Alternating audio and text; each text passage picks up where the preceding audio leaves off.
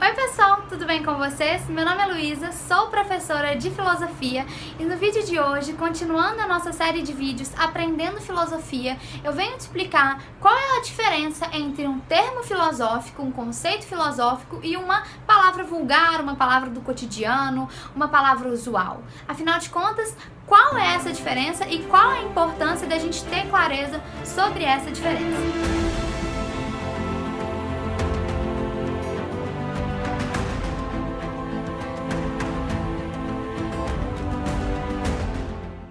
Antes de mais nada, é importante a gente saber que conceitos são construções históricas.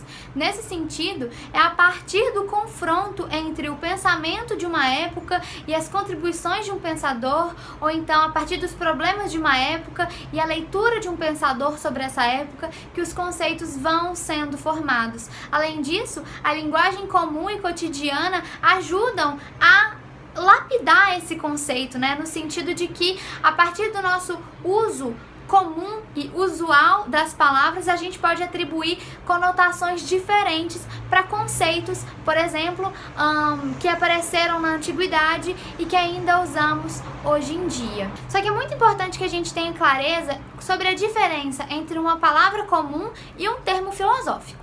E então, qual que é essa diferença? Para isso, eu vou elucidar essa questão pensando no termo cético. O termo cético, gente, surge na história da filosofia com a escola ceticismo, uma escola lá do período helenista. Inclusive, Pirro foi o grande pai do ceticismo, por isso às vezes a gente chama de ceticismo pirrônico.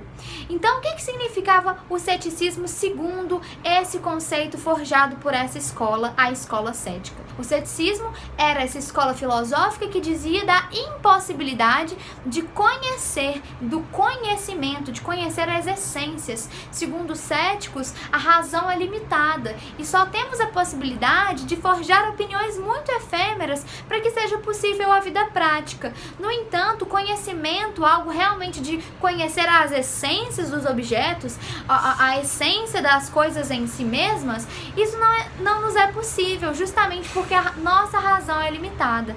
Nesse sentido, a gente tem esse certo conceito, que é um conceito filosófico, aplicado e criado num momento histórico da filosofia. E agora, como que a gente usa cotidianamente esse conceito?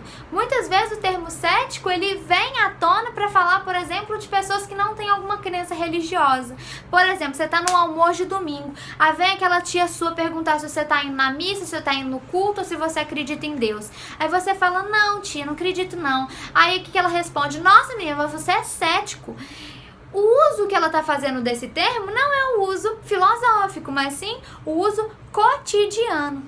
Nesse sentido, o ponto central desse vídeo é notar o quê? O uso cotidiano, ele é diferente do uso filosófico e ele está muito relacionado ao nosso vocabulário comum, que não está se fixando em conceitos bem determinados, Às vezes a gente está justamente falando de uma maneira mais leve, menos comprometida com a origem do conceito. No entanto, quando você se refere a um termo filosófico, é muito necessário que você se foque na origem do conceito e na aplicabilidade dele. Ou seja, para que você fale de ceticismo filosófico, você não pode atribuir esse termo a uma corrente que não é cética, por exemplo. Ou você não pode usar esse termo com uma conotação que seja cotidiana, justamente porque a aplicação é diferente. Nesse sentido, o que a gente tem de mais fundamental? Que os termos filosóficos, eles nascem dentro de um momento histórico e cultural e mais do que isso, eles fazem parte do vocabulário de uma corrente ou de um autor. Nesse sentido, os conceitos, eles se valem, eles são importantes para a construção de uma obra, de uma tese ou de uma posição filosófica, enquanto que as palavras do vocabulário comum, elas não necessariamente têm esse comprometimento conceitual. Afinal de contas, a gente está falando de linguagem cotidiana e muitas vezes uma linguagem que é mais leve.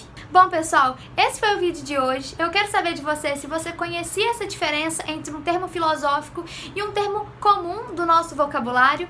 Se você gostou desse vídeo, não deixe de curtir, comentar e compartilhar. E não deixe também de se inscrever aqui no canal. A gente tem diversos conteúdos de redação, de filosofia, de repertório sociocultural. Tem muita coisa maneira por aqui e a gente se vê numa próxima. Tchau, tchau!